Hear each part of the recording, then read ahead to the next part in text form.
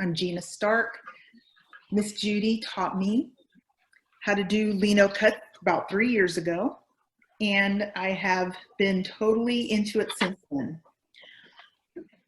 What I'm going to do today is go ahead and do a Lino from beginning to end and show the entire process, and this is the one we're going to do, and then I'm going to do probably another one just to show you some variations on how I like to color on the Lino before I print it. So I know that some of you know a little bit about it and some of you don't, so I'm going to go from the very basics. And here's the original drawing. So when you do a Lino like this, you go ahead and make your plan. You do your drawing and you make your plan. Well, how I transfer my Linos is not there's lots of ways to do it. I don't do it with any kind of chemicals. I just do a drawing with my pencil, make sure the lead is very thick on there, and then I turn it over onto my Lino block. And when I'm doing something with that I need to register and have gauges, make sure that they're all lining up, I always I line up the left corner on all of them. So I'm going to put this, tape it down, make sure it doesn't scooch around while I'm transferring the image. And just to transfer is a lot like actually printing. You just press down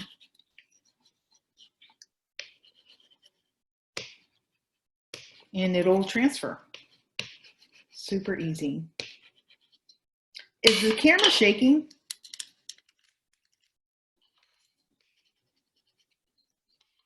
No, not too much. Can you see? Can you see the transferred image? Yeah. It's just that easy. And then I go back and touch it up, draw it a little more. Gina, what is the Lino block made of? The Lino block, this particular one is made of resin, and I believe they said it was ground up wood. It's linoleum. It's originally, it was linoleum for floors, and now this particular block is like a linoleum and resin. It's better if it's warmed up, it cuts better, but this kind of block can give you a lot of details. You can get smaller details. If you're using other kinds of block, it's not as easy to get details. Speaking of blocks, before we go any further, let me show you what kind of blocks there are. This is your linoleum block, the kind that I'm using. It's made of resin. It's flexible and it's got a mesh on the back. This comes mounted and unmounted. I don't know if you can see it. And you buy this stuff at Dick Blick or at McLean's, where I'm ordering wood block. Wood block's really hard to cut. Here's some really flexible, speedy cut. This stuff is very easy to cut, but it's harder to get details on something this soft. The tools that I'm using, when I first started, I started with this tool that I got at Dick Blick. It's a speedball tool, and it's got all these different cutting tools inside. And it works pretty good. I did a lot of really nice Linos with it, but you know, we all like our tools, so I ended up buying more expensive stuff to play with. But this stuff works really good. Can you see the gouge? Yep. This one's got a nice little V, and it should be pretty sharp. So I'm gonna just cut a little bit and show you what kind of cut this makes. For me, I will use this to do details initially, and then get bigger gouges to cut out what I don't want. But I will cut this. And see, I already goofed, but that's okay. This does not give you a very, this has got a very fine line. When you're cutting, you try not to have anything like your fingers too close to the end. And there's a thing called a bench hook, and I'll show you, and it will save your hands. I'm going to use another gouge. This is my fell gouge. It's a little bigger, and it's actually super sharp, and it cuts much nicer. And there's my dog Cooper, who will bark at random things for no good reason, because that's what he does.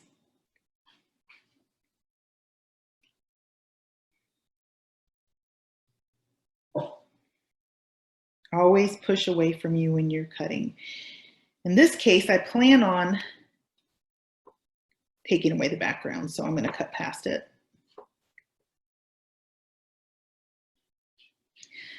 When I cut my linos, I typically do the exterior first. And I'm not going to cut this whole lino, of course, because I've already done one. But I'm just going to show you how some of the gouges work.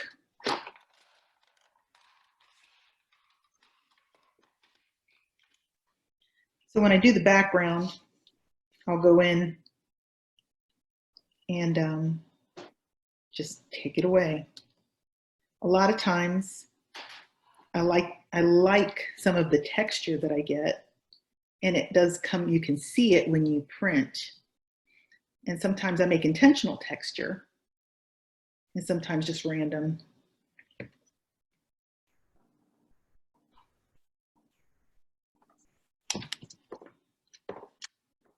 And when I want to make those lines there, I'll just make a really straight line and skip down and go again. And get a nice pattern.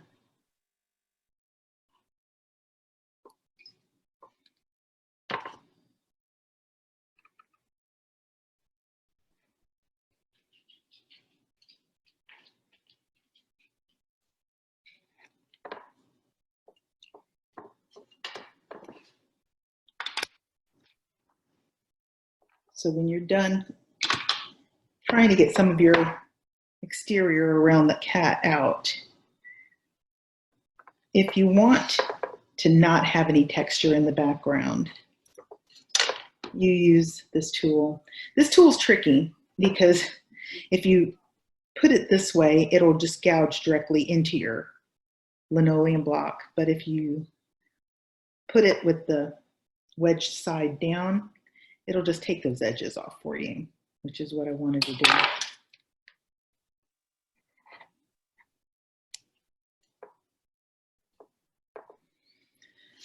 So anyway, I'm gonna put this away. And I'm gonna show you a couple of other tools and what they do real quick. When you're gonna cut a straight line, this one's very sharp and very precise. If you're gonna make something like a corner, and you need to get that corner sharp, you can't do it with these tools. They're round, and they're too big and they're bulky, and they just won't give you what you want. So what you need to do is you cut it with this. And I know that Ed knows this. And you go in and you pop it out. And that's how to get a sharp edge.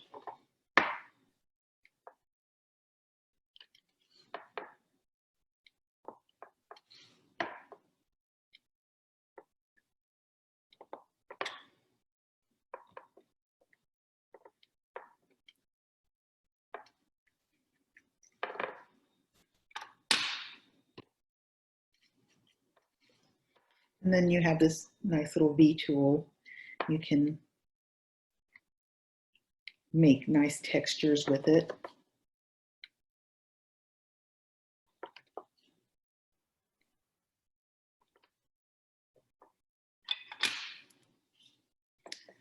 So you use your tools to make textures and patterns, or not.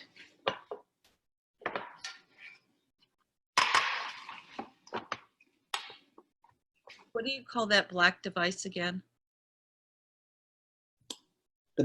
Which black device? What you just moved off your.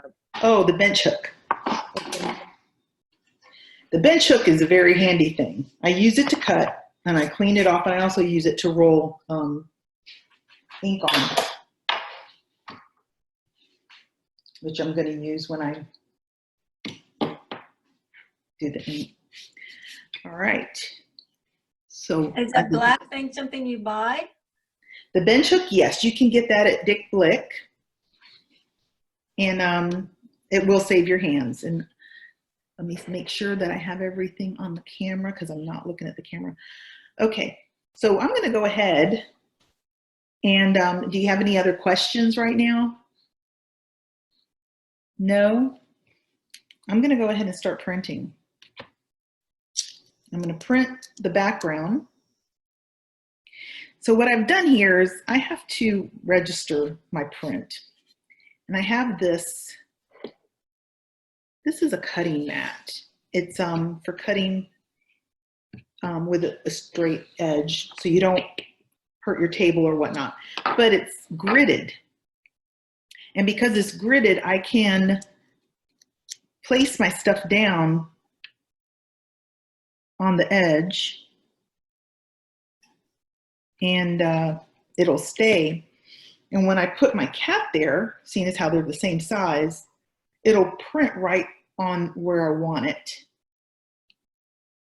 So I'm going to go ahead and get at least one of those done. I have a few of them already done. Then I'll print the cat.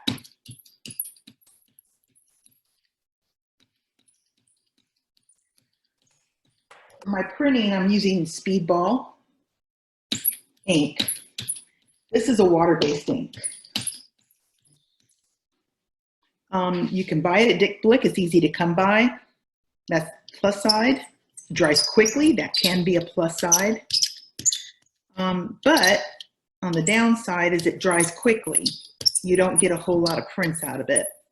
It can get very muddy quick. It can get mucky quickly.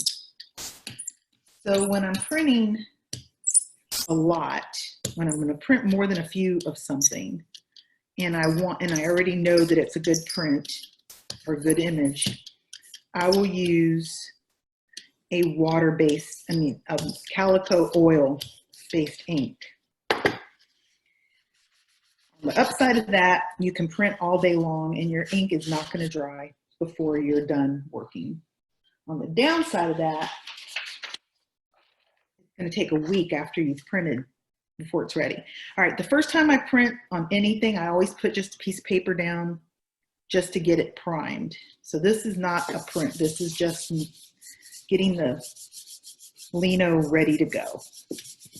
The first one never comes out, so I just use a piece of regular typing paper to get it. Do you see how blotchy that is? So now it's ready. And it's blotchy because sometimes ink has things in it, and I could see that there are things in it. So I have my handy dandy little skewer that I use to take anything out that might be causing it to be blotchy.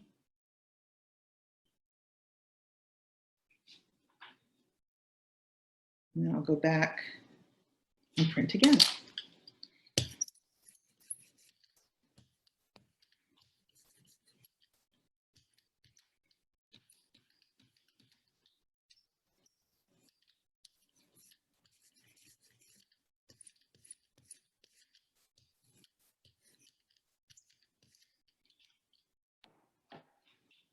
And of course, when you do this, you need to make sure you pick up anything you get outside of the. All right, let's see if I can get a good print. So I'm going to register it. Now let's see if you can see that corner. You can see this corner here. This is 1 inch, 1 inch. And so I'm going to register it right into this corner. So when I put it down again on the, with the cat, print the cat, it will be lined up. And then I use my spoon to press the ink into the paper.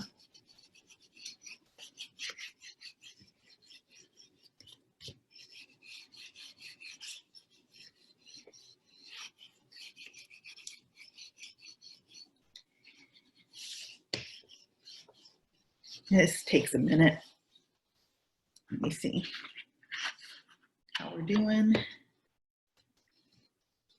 And I'm trying not to shake the camera too much.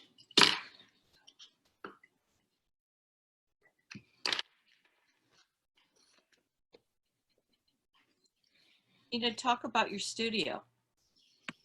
I don't have a studio. I'm in my kitchen. I work in my kitchen. I have my art supplies hidden all over the house. You can't go into any room without finding art supplies in a drawer. That beautiful blue cabinet, I don't know if you can see it. It's filled with art supplies. So today I had an order in. I finally got my order in from McLean's, which is a printmaking shop. It came this morning. I was so excited. And there's my first layer. And this is going to take a few minutes to dry, but I made some others the other day. So I'm going to go ahead and take this off and print the cat on the other ones. And then I'm going to show you another print afterwards.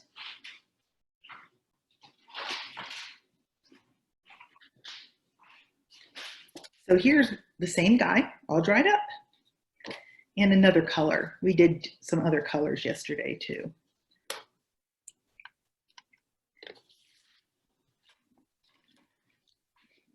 So yeah, I got my order in from McLean's and I'm real excited. I'm going to be learning more about Japanese printing, and I'm on wood block. So I ordered my wood block samples to see how if I'm gonna enjoy that or not. All right, so this Lino, they like to bend sometimes, so I bend it back. And I'm gonna line it up just like I lined up the other one. And press it in. So I put some tape on the back so it doesn't move around too much. And I'm gonna get some black. So here's something I'm gonna mention. I've used Dick Blick. I don't care for it. Speedball is okay. But I noticed that the Speedball fabric ink, it's sort of a hybrid between the water soluble and the oil. And it's got a nice texture. So I really like using that. So Judy, you may want to think about that. I don't know if it reactivates. We'll have to check. Gina, did you get the black on the cat because the other layer is carved out and it just went right onto the cat and the whiskers? I don't understand that question. Gary, what she does is when we draw one out, a lot of times what we'll do is take something to stain the block so that when you're carving, you carve something out, you expose the white or the lighter area underneath, and it leaves your drawing that you want to print in black. So what we do is we take everything out that we want white, but if we stain that block first with India ink, then we can pull everything else out and you see what you're going to end up with as your final piece right there. I see. Thank you. A lot of times I draw my picture And Judy's right. If you stain the block and then when you do it, the reason I didn't do it is because it's hard for me to see the drawing. Sometimes I'll get a Sharpie and I will totally Sharpie the entire thing that I want black after I've drawn the picture. And then you take away with your cutting tools everything that you want, that you don't want, like all of this background. I took away with the cutting tools. So but the reason it's black is because I was printing on it black the other day. And so I never took the ink off because the ink dried, and I'm okay with that. But yes, Judy's perfectly right. A lot of people use the ink. For me, it's too hard for me to see the image while I'm cutting, but once you start cutting, you can see everything because you'll see what's white and what's black. All right, so I'm gonna do my typewriter paper one first, like I always do, just to get it primed up. See, when you're doing the typewriter, can you see? You can see right through it. You can see when you've touched it all.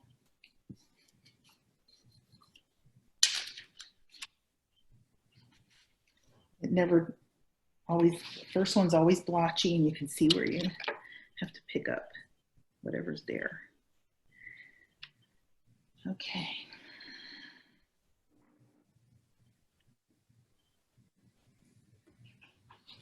Okay. The grease of your hand impact things too?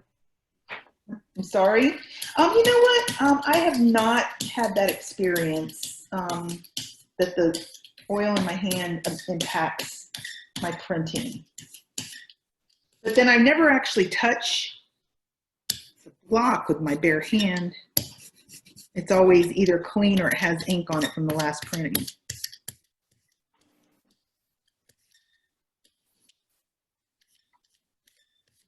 All right, so I'm going to put this and line it up. And I suppose that if you're using an oil-based paint or ink, it's not gonna, because it's oil already. All right, good luck. Let's see how we go.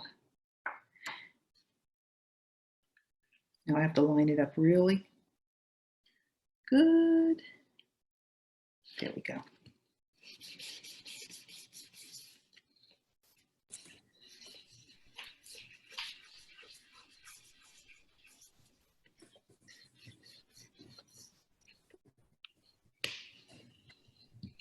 So this paper is thicker and I really can't see how much I've picked up until I lift it. That's why I lift the corners up a lot.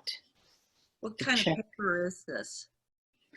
What kind of paper I'm using right now is an acid-free artist paper. It's not particularly printing paper, it's an all-purpose, but it's very similar. Whenever I printed on regular printing paper, it gives me the same results. Talk about how you pick your designs. My designs, I like to pick my designs for simplicity. I really don't like to get too complicated. I like seeing simple designs. I like to see balance in my designs. And I love my cat, who I think is just so beautiful. I just think they're graceful. And so I do a lot of cats. Does it take a long time, Gina, to get to feel the feel for the right amount of ink to put on there? You know, after 3 years, it's hard to say, but I'm going to say that, yes, you do acquire a feel for that. And I still have my moments. I'm not quite getting it right. Okay, let's see. Oh, that turned out really nice. There we go. Oh, yeah. Yep. Registration slightly off, but that's okay. And this is one of the ones, you were here, Shirley, when we made the circle. Yeah. So this is, my grandson's like, I don't like that we cover up the circles. He likes the circles and the circle moons. But yeah, I think this one turned out pretty cute. So what I did is I also have a print that I just made the other day. And I'll show you what it is. And we're gonna do a quick print of it since I'm printing. I'm gonna print this. I made this cute little fox. Can you see him? I love the fox. I love him too. I started making these spirit animals and I stopped and I thought, you know what, I want to do a fox. And so I made him the other day and I thought he turned out really cute. And so I had an issue with, you see how I was doing the layers here? I decided that this layer thing was getting too complicated for this fox. So I'm going to show you how I made his ears black without doing layers. So he can be done anywhere. This little guy doesn't need to be registered. He just needs to be inked. So I'm going to get some red real quick and get it started. Little red fox. I like to mix my colors when I do red because red to me is a little bit too bright, so I dull it just a bit with some gold. Gina, I realize when you're printing, it comes out, of course, on the opposite side. Yeah. Do you think about that when you're cutting it? It depends a lot on what I'm cutting, but most of the time I don't. If I'm cutting letters or if it matters, yes, I do. Mm. So if you're cutting letters, you do need to be careful of how you, what I did when I turned that over to transfer the image of the cat, that would have worked for letters. But if you're, Because that's quite an intricate design you have what the, Yeah. on the fox.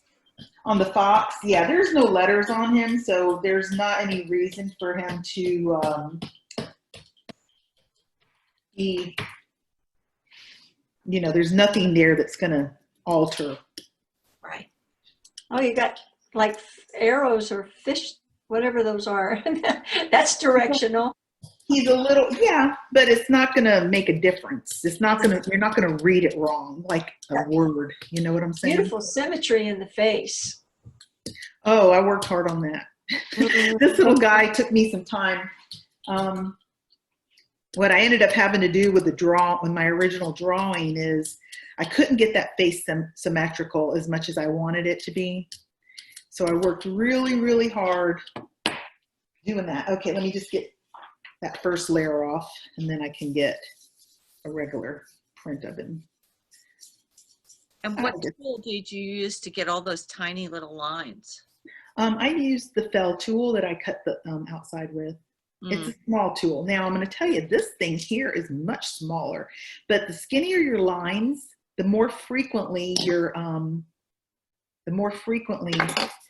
it's going to get filled in when you're putting ink on your stuff. And so if it gets filled in, then you lose your lines altogether. And sometimes it's not cheating to go back in. Here's just to pick up his pieces there. All right, little fella, let me get you some color and put his little ears on. So I cheat. I like to paint things. So how did you get it so symmetrical? I got a piece of tracing paper and I turned it over and I did that pressy thing onto the paper. I turned it to get it. I drew it and then turned it over and redrew it with tracing paper. Mm. Did that make sense? Yeah, those fine lines look hard though. They're not. They're actually incredibly easy. You just have to have a very steady hand, and that you do get with experience. You start getting an ability to just come right along, and that's what you need. You don't want to stop. When you're rolling, you roll. And if you stop intentionally, because that's the one thing that where you go wrong is if it slips, if your tools aren't sharp, it might slip. Then you're gonna have a problem. Okay, so I have this little guy right here. It's a little sponge. And I'm gonna get the black paint. And I'm gonna paint his ears with the black ink. So are you using black paint or black ink? The black ink. Because it's got to transfer. I learned that you can get the ink and do this. And I was incredibly happy about that. You just get it and I made an owl like this with a sponge. I just dabbed it on there, and I was so happy that it just turned out just right. That's just on top of the red paint? Or Yeah, ink? yeah, it is on top of the red ink. But I didn't take the red ink all the way up. Okay. Okay. A little thinner. Yeah. So I just want to be sure I have enough, and I don't, because I had spread so much of this out. Let me just get another dab on there. I really like using the sponge. It gives it a very soft edge where it joins. Do you know what I'm saying? Yeah. It almost looks blended. Yes. Yeah. Blends that edge. All right, let's see if I can get a little fox. And what I'm going to do is I'm going to stick him right in the center. It's a lost edge. Yes, it's a lost edge. That's right. We learn all about that. All the watercolorists like those. Right. Are you going to try and do a black nose? I have made a stamp. I I made a stamp for his little nose. I'll show you. I have it somewhere. Oh, right here. I went and cut it with a piece of rubbery stuff because it was just too much to go wrong. And his design was so intricate and delicate and just clean. I liked it. I'm like, I'm going to get this if it's the last thing I do. It took me 3 days working it out.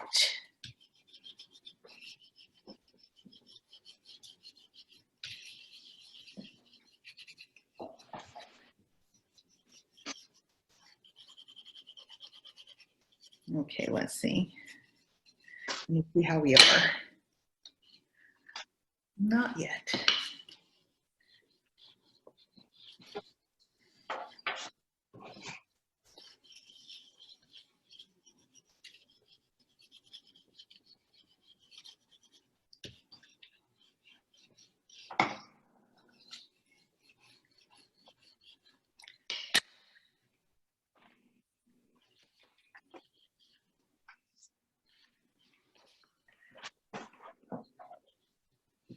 He's a little redder than the other guys. That means his cute little ears are going to be that much blacker.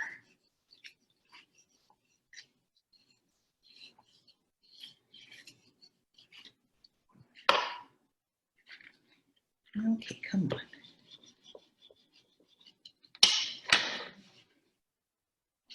All right, so I don't know what he's going to look like, but y'all are going to see it first. Ooh. Pretty good. Oh, nice. Turn out really nice. And then I'll just go over, just like a rubber stamp, and grab a little bit of black ink off the. That came out well. Came out really nice. Mm-hmm. He's a cutie. And stamp his little nose. Ah. Well done. Let me straighten that. Saves you from having to make a nose, right? Oh, I didn't want to paint it. I wanted it to have that texture of a stamp, yeah. you know, because they do Pressed look feel. different when you paint it. There we go. There you go. And there's my little fox. And that is, I don't know, I'm sure other people use this technique somewhere to get the paint on there. And one other thing that I do that I discovered with the oil ink is you can paint it with watercolors Ooh. and it doesn't run. And I am so tickled. So this is just a print with the painted with watercolors rather than going in and putting in layers. What did you paint? The moon, all the colors in the background are watercolor? Everything that's the colors watercolor. This is a black and white print. Oh. And I used the oil-based ink and let it dry about a week. It takes a long time for the oil to dry. And then when you ink it, when you put the watercolor on it, it doesn't move. It's there. It's like color, but it's so then I was able to go back in and watercolor it, and I was really happy. Is that a different paper? No, actually, most of the paper I'm using is kind of heavy and it's all purpose. And because it's heavy, when I tape it down on all the edges and I watercolor on it, it may bend up a little, but not a lot. I like that little mouse hanging off the. Yeah. Yeah, I just realized that was a mouse. So cute. What a story. Very cute. Thank you. Is there any questions? Talk about how you sell this stuff on Etsy.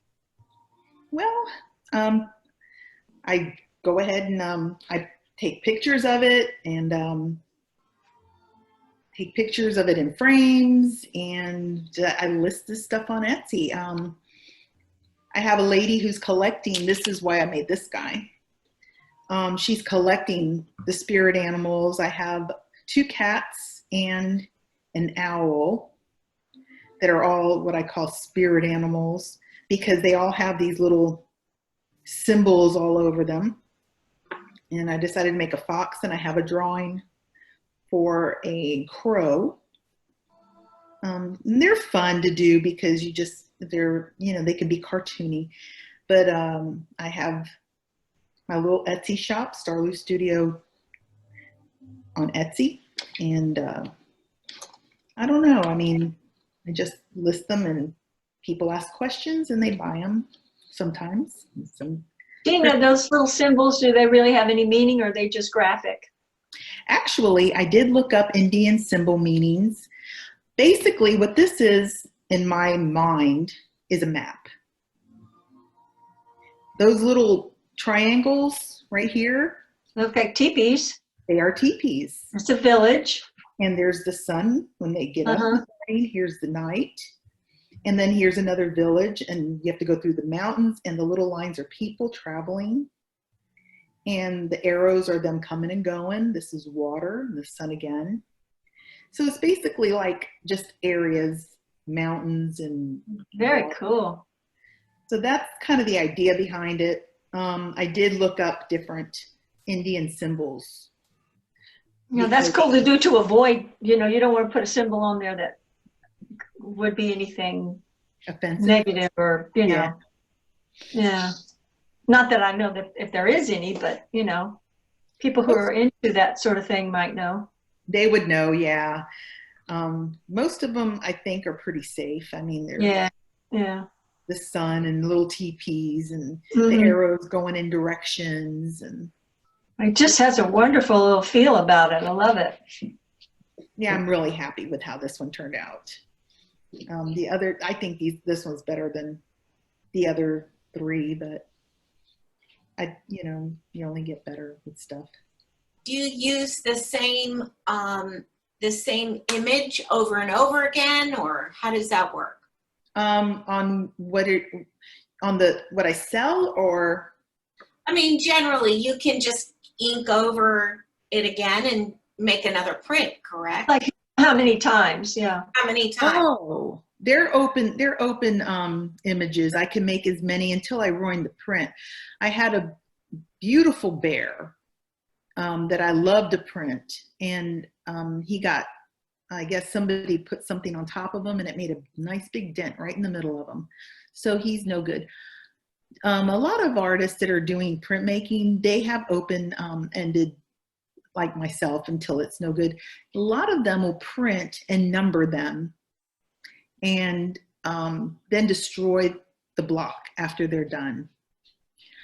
Now, for me, the kind of things that I do are not what I would consider serious art. I don't know if I'm thinking of it wrong, but I don't feel the need to number and destroy the print. If I do something maybe really complicated or maybe real detailed, a big image, like that one that I did with the forest, it took me so long to cut, and the little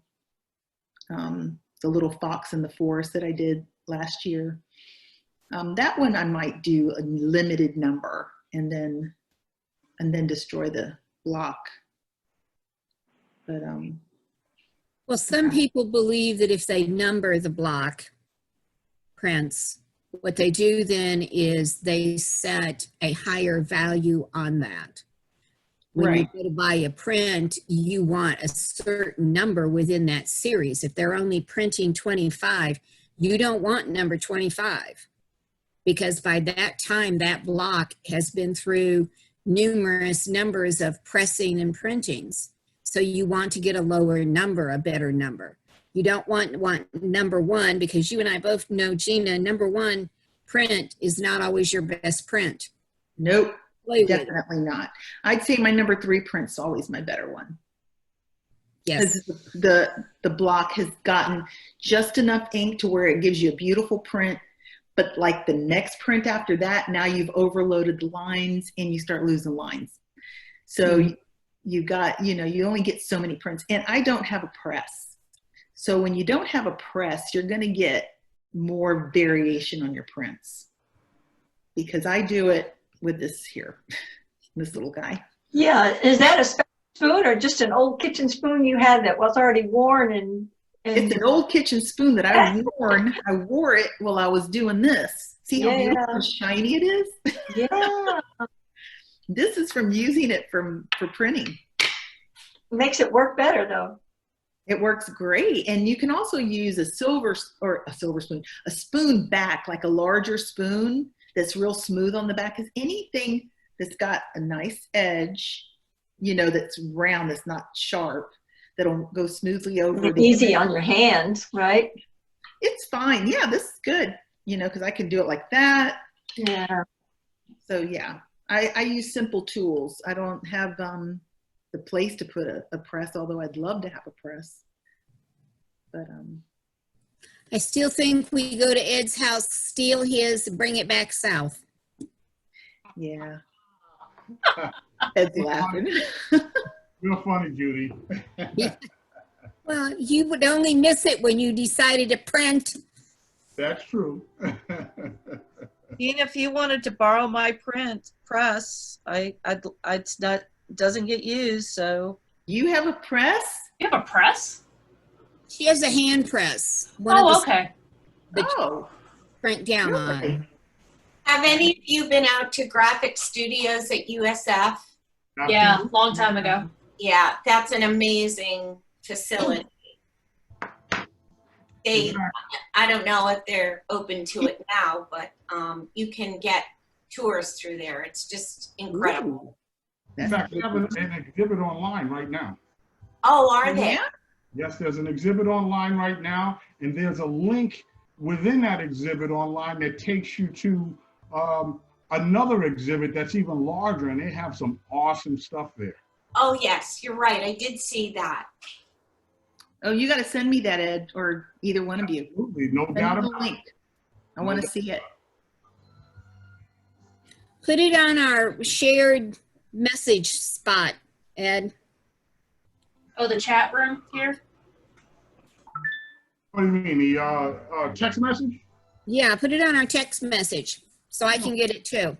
Okay, I'll put it on the text message. Put it in the chat. Excuse me? Put it in the chat.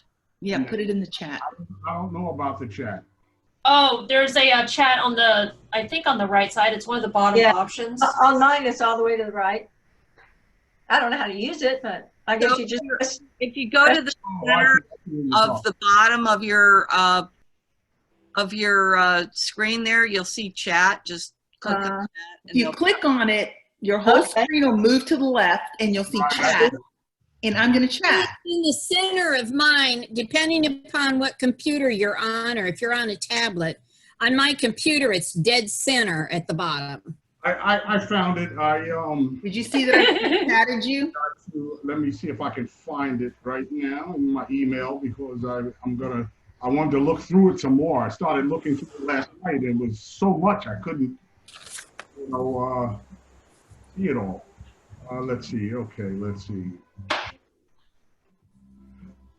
If you look up Graphic Studio Viewing Room, There you go. Visit Graphic Studio Viewing Room. That's what it is.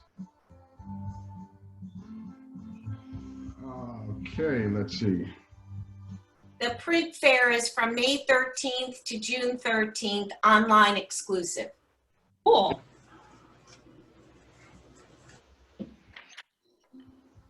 Let's see. Try that. So Gina, on your Fox, is that on your website for sale? It is. I just posted it like a few days ago. Mm-hmm. Okay, I want to go on your site and see what else is there. Yeah, it's Starloo Studio on Etsy. Okay. So all you gotta do is look that up and you'll see me. Do we follow each other on Instagram? I've never used Instagram. If there's a link on Instagram for my Etsy store. Okay. Shirley, we're gonna have to get you on Instagram. I know. I'm way behind. Instagram's wonderful because there's no politics at all. It's just Okay. pictures. Just Yeah. pictures. Okay. Okay. And I follow about 8 or 9 different printers on Instagram because that's what you see, is you see what they're doing. Okay. And there's a lady out of UK that I now have Gina following as well, who is fantastic. She's one of those that actually numbers her prints and she destroys her plate afterwards. right. And Well, she does something interesting. She takes her block and she basically takes it apart. Every piece, like, let's see, for this cat, every piece would be cut out. The cat would be totally cut out and they would slide it into the spot and then she would ink it separately and then slide them all back together. I was watching her the other day. And then another way that you're always going to have a destroyed block is if you do a reduction print. A reduction print's always a limited edition print. What's a reduction print? A reduction print is when you, okay, here's a reduction print. I'm going to describe it to you. Let's say I wanted to do this as a reduction print. The first thing I would have to do is all of it would have to be on one block. So when I did my image, it would have to be the whole image. Can you see that it's got the moon and everything on there? The whole image. So anything that's going to be white would be carved out first. Oh. I would carve out only what's in the moon first. So the first thing that gets carved out is everything in here. Okay, then I would print the whole thing blue, cat and all, and you would have the silhouette of the cat, and only thing that would be white is this. Then you want the cat black. The next thing you do is you take out all of this, and then you would make the lines here, and then you would put the black on. So you wouldn't have the moon anymore because that's all taken off. But you go back and you get your image. So are those, sounds more difficult? Is that more expensive or more? No, it's not more expensive, but you only get, because of registering your artwork, because you have to register it for every print and it's got to line up so perfectly. Yeah. When you do a reduction print, you're not going to get every one of them. You're only going to get a few of them that are going to work out for you. Okay. Okay. Yeah, I have done a few of them. I did one of my son, which actually worked out really well. And I did one that I made something with Judy in mind. It was a tuxedo cat with a teacup and books. And I made it with Judy in mind, and I gave it one to her. And I think I only got 2 or 3 good prints, but I made 15 because that's how it works out when you do when I do a reduction print, because I'm still learning about doing them and registering them. When I did them back in my college days, you know, back in the caveman days, you automatically set, when you did a reduction, how many you want. And the professor always told us, if you want 20 prints, you do 25. I would say you do 10. You get 10 out of 20. Yeah, because you're going to eliminate some because some won't give you what you like. Now, I haven't done a reduction print since they made me in college because they are such a hassle to do. It's the whole, you have to make sure everything that you've planned it out so well that you know what's going to get carved each and every time. Any other questions, guys? Deary, are you doing a lot of painting? Yes. What else? I've been painting with Kathy and painting on my own, and just, I think we're so, I don't know about the rest of you, but I think we're very blessed that artists who have, we have the time that we didn't, at least I'm finding, I'm just enjoying my quarantine time. We're all a bunch of introverts that have just been Yeah, no, it's been great. The government just sanctioned our ability to stay home, and we just love them. Yeah, and there's so many opportunities online, and it's just amazing. Gina, thank you very much. That was really interesting. I want to do it now. I have to get some of those tools. I'll tell you what, this little one right here is so inexpensive, and it really, this does, I don't know if you ever saw the little, it's a squirrel that I made. I did it with this tool. Oh, that little tiny thing? The little tiny squirrel? Aww.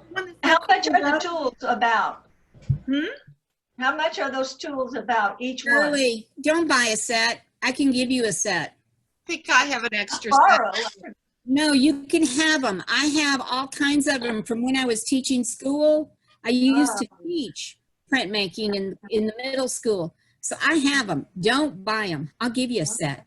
And if you want to try the speedy cut, I have lots of speedy cut. Yeah, Kathy does speedy cut. She doesn't do the hard stuff with us. Yeah, I do. Instead of the lino? And speedy cut is basically like cutting a rubber eraser. Right. So it's super, super easy to do. So if you want to try it, let me More know. Foam, like hard foam or something? No, It's like like a eraser. white whale. It's like literally like a white whale eraser. Oh, okay, okay. Matter of fact, some people actually carve erasers and use them as blocks as well. Okay, There was okay. a guy up in That's interesting to know that somewhere up north. He would take your square erasers and he'd cut them. You're not biting that. Did you say Ed? Good for him. I was saying to Judy, it's interesting And he to would know make that 2 blocks out of it. she taught printmaking. I'm looking for lessons. Well, that's where I learned. That's where I got Gina hooked and Chris hooked. I got both of them. They both took my workshop and got hooked. I'm looking. Yeah. We never stopped printing from the day we took her workshop Okay. How long ago was that? 3 years ago. Ah. I mean, of course I did other things, but mostly I really like printing a lot. I sat in my workshop and cut print after print after print. They just had a ball. This is awful, though. you can't cut this. It just, What do you got there? heck if I know. It's that Turn it sideways. Where did you get it? Well, I've had it for a long time, but when you cut into it, it just chunks come out. Okay, it's old. it's a, It's good anymore. Brittle. So I have this. Okay, what is that? The rubbery stuff? That looks like the no rubbery good. stuff. yeah, Yeah. that's a quick cut. That's quick cut. Yeah, speedy carve. Yeah, that's easy to use. Yes. That's easy. And you know what? That print's nicer too. It picks up when you have something really hard and you try to print, you need a lot of pressure to make the transfer. But when you're using the speedy cut, it has so much give that it's easier to transfer an image and get a nice clean finish. So speedy cut has its advantages.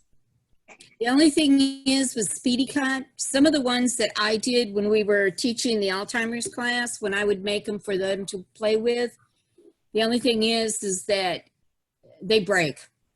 They break easy. They do break easy. I have one that's They get broken. gunky really easy, but you can wash them out. Yep. Yeah, you can take them to the sink and wash them. But now I like the lino just because I like the control. I like the firmness. I don't mind carving. Matter of fact, I love carving, so it doesn't bother me. There's a lady in Canada that carves, and she said, I said something about they're getting stiff during the winter. She said, oh no, honey, just pull your chair up, sit yourself on it for a few minutes, it'll warm up, then you can carve. And Yep, you gotta warm it. But you can put good detail on it. yeah, she was right. She literally sat on her extra blocks and would warm up. She would pull the next one out when it got cold in her room. She would then change and she'd pull the next one out and she'd work on it. And I always thought that was the most amusing thing, is that she sat on her blocks to keep them warm. That's That's hilarious. cool. That's funny. What are you working on, Ed? The same one that I started yesterday. You gotta share. Some people aren't in the. Oh. I know it's just amazing. He does. Actually, that's the reverse. It's really this picture here. Oh wow. Yeah. Is that a print? Excuse me? Is that a what do you call it? A print? Lino. Yeah, it's a lino. It's a Oh, lino. beautiful. He takes a picture and turns it into the what he needs to do his print. Now show him your lino of that. Yeah. So that Show him the block. lino. Show him the block that you're carving on. He's carving. What are you carving on? You're carving on wood, right? Or are you carving on lino? Lino. Okay. Oh, wow. Wow. Yeah. Yeah. Are you using your Dremel on that? Not yet. Right now I've been using carving tools and an X-Acto. Right. Exactly. To get those corners and things. Out the large areas. And once I take out the large areas, then I'll go in with the Dremel and start to do detail. Right. Oh. Now he takes it and he gets He into takes it incredible really detail. Incredible detail. He's kind of like the Donna of the watercolor world, is Ed of the printing world, okay? I bet, yes, obviously. Very, very detailed, very, very fine details. He's the one who taught me how to super glue parts back on. We all learn from each other. We do. That's right. For some of you that haven't seen that one, which hasn't been printed yet, that's a skyline. I don't know if you could see that. Yeah. It's amazing. That's wonderful. Oh yeah. Wonderful. Beautiful. Wow. There's some detail in there that can't be represented in this small camera. But I can't wait to print it. When I finish carving this one, then I'm going to start printing and do a first run and start a proof and start correcting it and doing what I have to do. Yep. Yeah, I think ever since a bunch of us started just hanging out on Zoom 3 times a week, now we get more work done. There is no doubt about it. Herman just like produces like, oh, here's my new 5 pieces. Yeah, Herman's amazing. And those sessions, really, he's being correct. We get more done when we meet up like that because we're each in our own zone. We've got our cameras on. We know that somebody else is in the room. And it's like when Herman says, I think something needs help, he holds it up and we all help each other. And it's just fantastic. And for being somebody that basically I'm living by myself with James Bond and Footy, meeting up has been saving graces for me because 3 days a week I do see somebody else.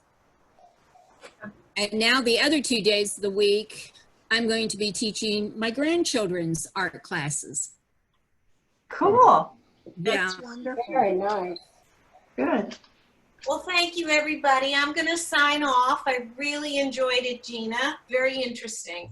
All right, Thank just you so much, Gina. Thank you very much. before Bye, everybody Mary. next month, Cynthia is going to teach, is going to do a demo Oh, I'm working on. on making books and binding books from found objects around her house. Oh, cool. I'm excited. Very So- good. And we're gonna have a workshop, so information will be out shortly. All right. Gotta get the supply list together. Thank you. Bye, Thanks, Gary. Have fun, guys. Bye. Everybody, Thank Bye, you. guys. You-